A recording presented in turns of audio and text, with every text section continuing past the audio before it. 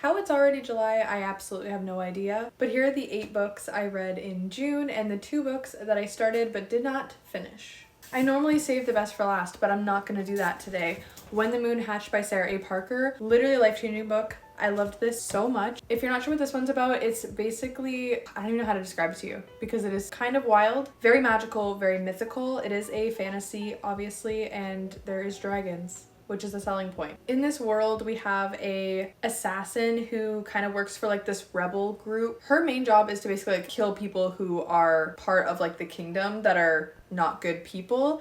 And she gets caught and they are basically gonna execute her. But she does end up getting saved by Con Vager, which we find out a lot more about him and how he knows her and kind of like their history. I really don't want to give anything away because I personally went into this blind and I feel like everybody should go into this blind because it was absolutely fantastic. You meet so many mythical creatures and there's just action the entire time, which I loved. And this is the first time I've ever read a book and immediately went to go buy it because I did read it on my Kindle.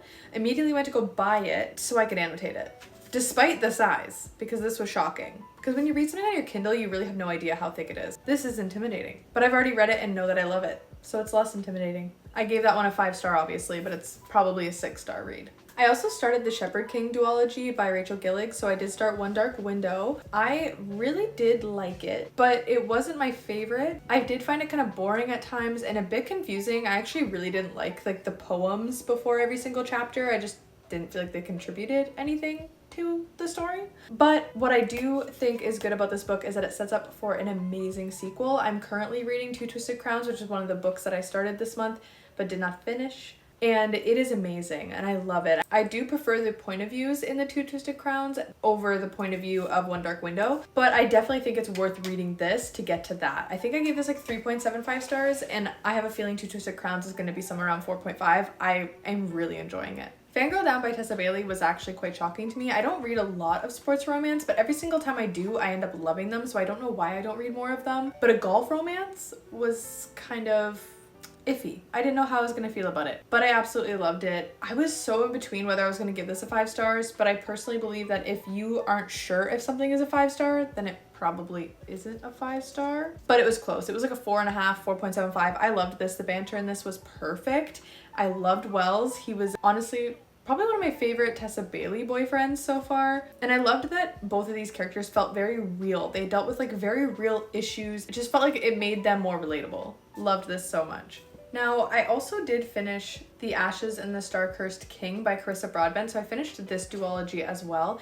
And as much as I did really like the first book, I did not like this one. I listened to both of them on audio, and I felt like the second book just felt kind of boring and pointless. Like I didn't really think anything was happening at any point in time that like kept me intrigued. And I felt like what we got in the first book was so much more intense and so fun, and this just felt like an afterthought. It is unfortunate, and like it's a duology I would revisit in the future to read physically, and maybe I would like it more, but as of right now, not a fan. And I did not read the novella, mostly because I didn't realize you should read it before this book, and I wasn't really interested. I'm not a big novella gal. Like I have to be really obsessed with a series to want to read a novella. And I also feel like you shouldn't have to read a novella to enjoy a book. If that's the case, then you should have just put whatever was in that novella in the book, in my opinion. The Housemade is watching, another really disappointing one for me because I love Frida McFadden and I've loved every single book I've ever read by Frida McFadden, but this one just fell super short for me. It might be because of how much I love The Housemaid's Secret. I thought that was very well done. I actually preferred The Housemaid's Secret over The Housemaid, but The Housemaid is watching felt like a carbon copy of something that I've read before, and I don't know what it was,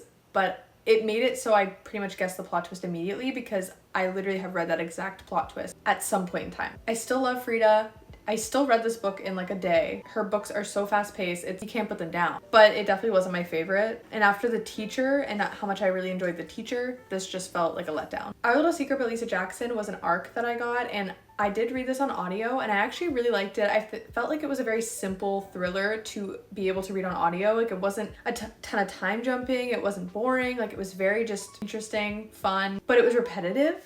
So I did find that a lot of the scenes were kind of like copy and paste throughout the story. And I feel like there could have just been a little bit more variety in what was going on. but it was still a very, very fun read, and I do highly recommend this one when it comes out. And I will definitely be picking up more by Lisa Jackson, although I don't know if her thrillers typically have really big twists. I felt like this one didn't, but I still had a good time. So I would pick up another book by her for sure. He'll Be Waiting by Liz Alterman. This was like a random one I picked up because it was free on Audible Premium and I needed an audiobook to read, and the synopsis sounded really good. So I felt like it was worth a try. And the first like 20% I thought was really fun and really cool. And the first little twist I didn't see coming, and I actually was like, oh shit, like that's crazy. But everything after that was kind of downhill for me. And it wasn't even that it was a long audiobook because I finished it in like a day or two. It just, I don't know, it was kind of underwhelming at the end of the day, but it was still fun, but I definitely think it was underwhelming. And last for the books that I read in June, we have Funny Story by Emily Henry. I love Emily Henry, and to me she can really do no wrong, but I really am learning that I think audiobooks, I really struggle to connect with them, and that was definitely the case with this. I think if I had read this physically, I would have enjoyed it a lot more. So I am going to get it in paperback when it comes out in paperback because I refuse to buy the hardcover when I have all paperbacks. I digress. I will be reading it again once I get it in paperback, and I'll probably love it a lot more. I still gave it a 4.5 star. I still really enjoyed it. Just wasn't as much connection as I wanted to the characters. And lastly, I'll just talk about the 2 books that I started in June. I already kind of talked about Tutus of Crowns. I'm absolutely loving it. I can see this being like a 4.5 star. I definitely think this is an amazing finale to an amazing duology. So I definitely recommend this one. And lastly, we have The Last Letter by Rebecca Yarros. I got, I don't know, like 60 pages into this.